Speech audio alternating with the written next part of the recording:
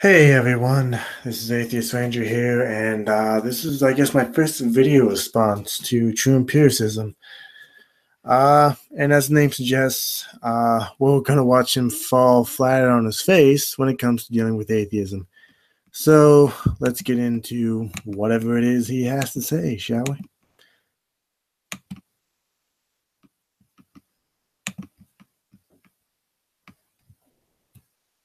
Recently at a conference.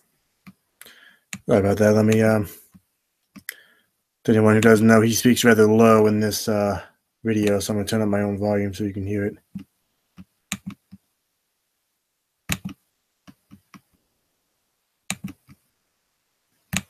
In New York known as Nexus, the science journalist John Horgan gave a talk in which he encouraged skeptics to go beyond their usual targets.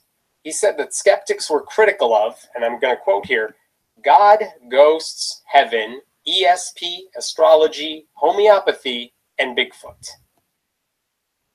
Let's keep in mind, guys, that when an atheist like this uses the word skeptic, it shouldn't be confused with an open-minded individual being doubtful of views and opinions until said evidence of views and opinions have been provided or confirmed. In reality, a lot of atheists like this tend to just use the description of just disbelieving or having a lack of belief in God or gods, while leading the believer to prove to the atheist the believer's views.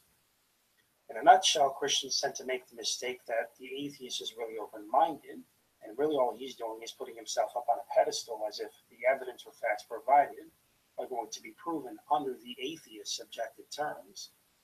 Hopefully Christians will learn not to make these mistakes anymore when they deal with these types of atheists, because it would be just as productive to flush everything you say down the toilet than to prove to someone who is just going to stick his fingers in his ears.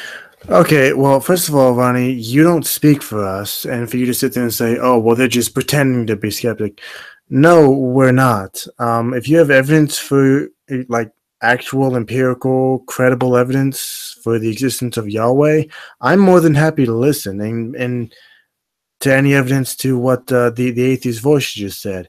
I'm willing to listen to if you have any evidence, but the fact is you don't fucking have any, at least not any convincing evidence, I should say.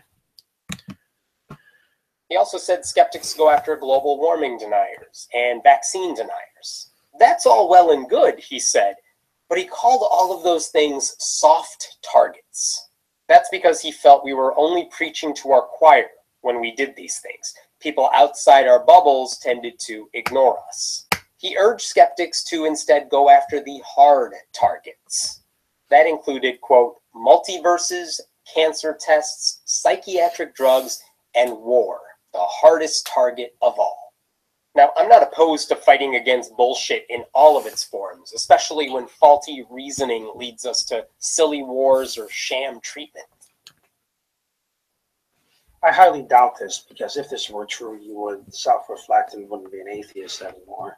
I mean, as I hear you speak, all I'm hearing is illogical assertions or ignorance, because just in the last 100 years, there have been more atrocities and wars and violence from atheists than in the last 1,000 years with all religion combined. And that's not a matter of opinion, that's a matter of historical fact. Okay, no, that is not true. The 100 million deaths that you like to proclaim so much came as a result of communism, which is a political ideology. Communism, which, by the way, is forced-induced worship of the state. Communism itself is pretty much its own religion. So quite frankly, this tired argument that you yourself like to use, that, oh, well, the former Soviet Union killed in the name of atheism, is simply not true, and quite frankly, a goddamn lie. And as far as self-reflecting and not being an atheist anymore, if you truly self-reflected, Ronnie, you wouldn't be a Christian anymore, because most of the claims that the Bible claims are just straight up BS. Okay, we know for a fact that the Earth is not 10,000 years old. We know for a fact that the universe was not created by a celestial being creating things with his words. Sorry to disappoint you. His whole argument seemed to boil down to, I don't like your priorities, you should follow mine instead. While Horgan's at it, why doesn't he just tell Lambda Legal to stop fighting for LGBT rights because there are black people who are being discriminated against in places like Ferguson, Missouri? Why not tell the NAACP that their focus is too narrow because there are lots of oppressed minorities out there? Why not tell the ACLU to stop protecting the First Amendment because in places like Syria, the people have no rights at all, and isn't that a bigger thing worth fighting for? You can't solve every problem in the world.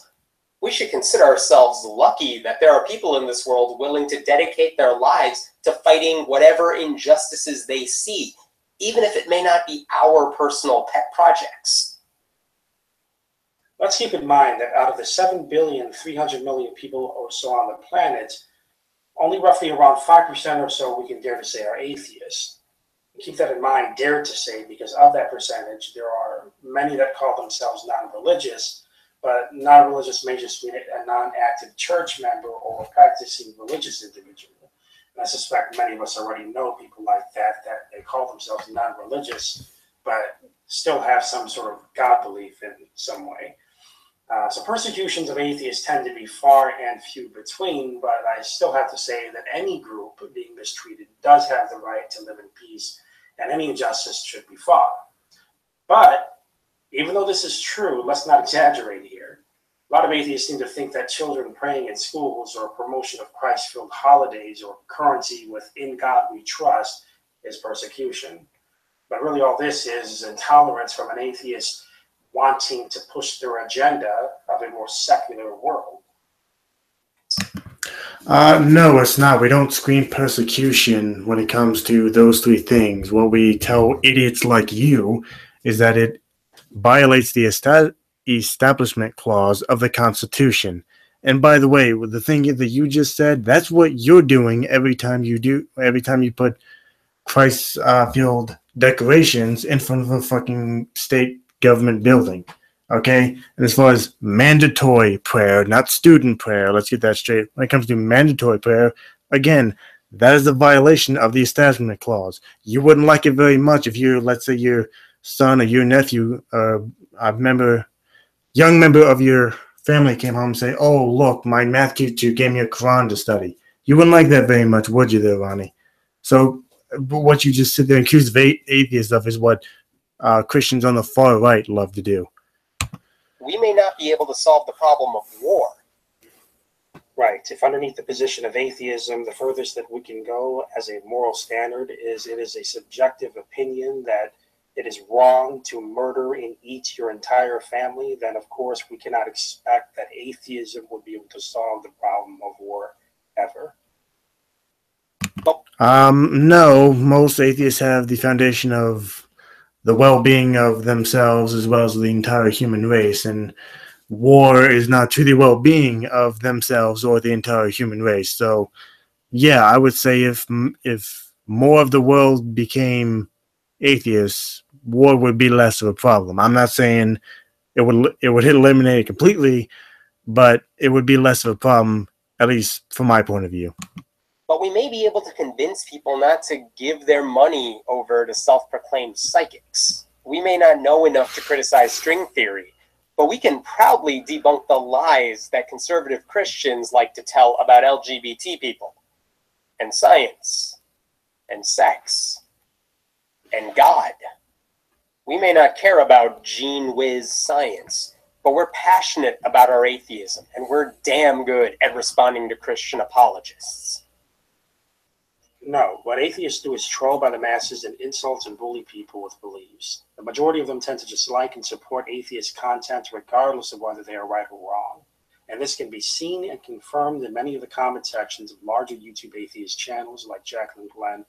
Okay, that's a flat-out lie. Most of us are fairly well at responding to the claims that the Christian religion makes, and that's because most atheists, at least in this country, are former atheists. And by the way, I'm not saying there aren't trolls in the atheist community, but you, Ronnie, have to at least acknowledge that there are trolls in the atheist community. And no offense, you, G-Man, and a bunch of others are quite honestly one of them.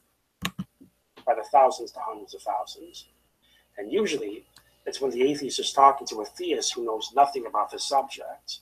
But When you can get the individual in a fair setting outside of his control with an informed Christian, this is how it goes. You've misrepresented the issue of denominational differences. The denominational differences are in adiaphora. Do you know what adiaphora is? No. Okay. You know what the hypostatic union is? Nope. Communicati idiomatum. The difference between justification, imputation, sanctification? Nope. Certainly a preacher. Okay. These are the basics of the Christian faith. Okay. Yeah. They are confirmed to be ignorant, just passionately disagreeing with no substance, and before knowing or understanding what they are disagreeing with. So, for the atheist listening, keep that in mind. And no, we know exactly what we're disagreeing with, and we will provide refutations, if not at the very least, valid counter arguments to your BS claims. Well, that's enough for that video response. Anyway, not that he'll ever see this, but Ronnie, why don't you do your own self-reflection? Because everything that you just accused atheists of is what the Christian community loves to do, especially those on the far right, on the political scale. Anyway, that's my video response to True Empiricism. You all have a wonderful night, and as always, if you like my content, like, comment, and subscribe. See you later.